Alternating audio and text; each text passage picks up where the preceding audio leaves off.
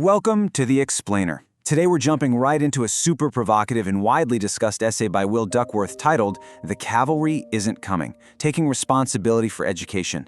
Whether you're a parent, a teacher, or really just someone fascinated by how our society functions, this explainer is going to challenge a lot of the foundational assumptions we make about schooling. We're going to map out Duckworth's central argument about the current state of modern education and look at the compelling rise of alternative schooling. Okay, let's just dive straight into the author's central and, honestly, most challenging premise. Usually, when we talk about education, the starting point is, well, the system is broken and we need to fix it, right? But this essay completely flips that script. The author argues that the education system is actually functioning perfectly according to its own internal design. It's not broken, it's just not designed to do what we think it should do. Let that sink in for a second, because if the system is doing exactly what it was built to do, our entire approach to fixing it might be completely wrong. Which brings us to Section 1, the system as designed. Let's look at exactly how Duckworth diagnoses the current educational landscape. The author points out that year after year, we see the exact same negative trends. I mean, imagine the frustration. We're looking at sliding test scores, shrinking attention spans, increasingly chaotic classrooms, and lowered expectations for students across the board. And yet, how do the institutions respond to this relentless cycle? Almost entirely with bureaucracy. We get new state standards, shifting policies, a fresh batch of educational buzzwords. The source really emphasizes the absurdity here. We keep sending kids back into the exact same environment, expecting a different outcome. And frankly, that's just a state of denial. Now, this illustrates a massive disconnect at the heart of the issue. Parents generally think the system rewards excellence, innovation, making the overall quality of learning better. But Duckworth argues it actually rewards compliance and scalability. It rewards keeping things moving smoothly from an administrative perspective rather than actually making the education itself any better. So if a child isn't getting a solid education, it's not because no one noticed. It's simply because the structural incentives prioritize bureaucratic flow over individual academic excellence. All right, let's move on to Section 2, the cavalry isn't coming, which is where we get the essay's rather harsh reality check. According to the source, if you're waiting for some future version of this system to suddenly wake up and fix itself, well, you're waiting in vain. There's no cavalry coming to the rescue. Why? Because the incentives are totally aligned for self-preservation. The system has zero real reason to fundamentally change because the people running it benefit from the structure exactly as it exists right now. They're kept in place, funded, and employed by the very structure that is failing to rescue the students. And the essay makes a fascinating point here about our cultural mindset.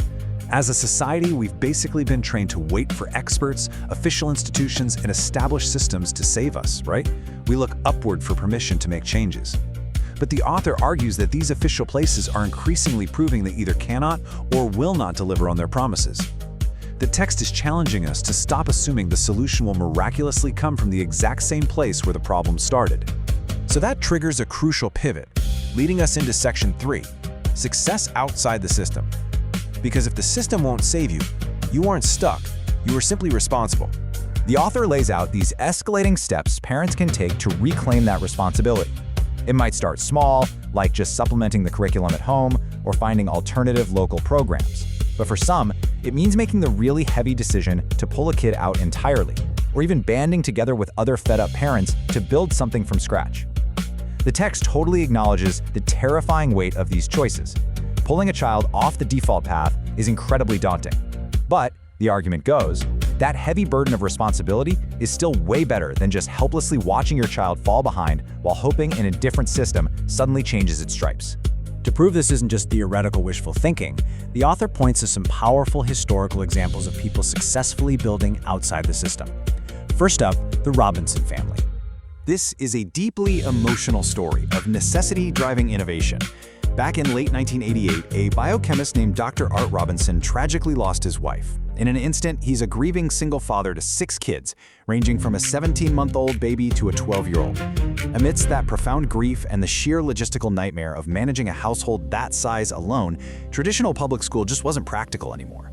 So bypassing the educational bureaucracy entirely out of pure necessity, Dr. Robinson and his older kids built a self-teaching method right at their kitchen table. It worked so well that by 1995, they actually published it. What's really wild about this curriculum is how incredibly simple the method was. They completely stripped away the educational policy jargon, The whole thing focused entirely on rigid fundamentals, daily phonics, logic, Latin, and reading real, challenging books.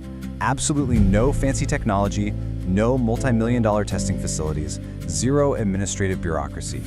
Just 15 minutes, that's it. I know. How is that even possible? Incredibly, this self-teaching structure was designed so efficiently that it required only 15 minutes of daily oversight from Dr. Robinson. Just a quarter of an hour of parent time to run a highly rigorous, full educational day for 6 kids of vastly different ages. And the results? They speak volumes. It directly challenges the whole notion that you need a massive institutional apparatus to create high-achieving students. All 6 of those children went on to earn college degrees, pursue demanding careers in science, and achieve top test scores. It perfectly illustrates Duckworth's point about what parents can achieve independently when they replace institutional bloat with absolute clarity and sheer grit. The source then shifts our focus, taking us from a biochemist's rural home in the 80s to the gritty reality of 1970s Chicago. This introduces us to another remarkable educational pioneer, Marva Collins, proving that these principles work across entirely different demographics. Collins was a public school teacher who became utterly fed up with the system's constant excuses for failing students. So she quit. She literally brought the solution into her own home, turning her second floor into the West Side Preparatory School. There, she took in kids from deeply impoverished neighborhoods. We're talking about children the public system had entirely given up on, stamping them with the destructive label of unteachable. The essay uses this to really highlight the public system's massive failure regarding these specific kids. Without any multi-million-dollar budgets, she turned these kids into academic stars using what the author calls common sense that the experts forgot. She built her classroom on an unshakable foundation of love, iron discipline, incredibly high expectations, and classical reading. She was teaching these so-called unteachable kids Shakespeare and Latin. The text highlights how she proved that every child can excel when the adults running the show actually care and demand excellence rather than just making bureaucratic excuses. Let's pull all of this together in our final section, Reclaiming Educational Responsibility. The source argues that when we really look closely at education, we realize it isn't rocket science. You do not need the bloated institutional machine, the multi-million-dollar budgets, the endless policy jargon, or the layers of bureaucracy. What you actually need is clarity and grit. You need the intimacy and focus found at kitchen tables, the foundational knowledge found in real books, and the daily drilling of the basics. The author asserts that if you want better for your family, you have to step outside the broken machine and either find a better environment or build it yourself. And I'll leave you with the author's ultimate question. As the text notes, things didn't magically get better on their own 50 years ago, and they certainly aren't going to today. So, since the cavalry isn't coming and the institutions aren't going to save the day, how will you take responsibility for education? It's a heavy question, but perhaps one of the most important ones we can ask. Thanks for joining me for this explainer, and I'll see you next time.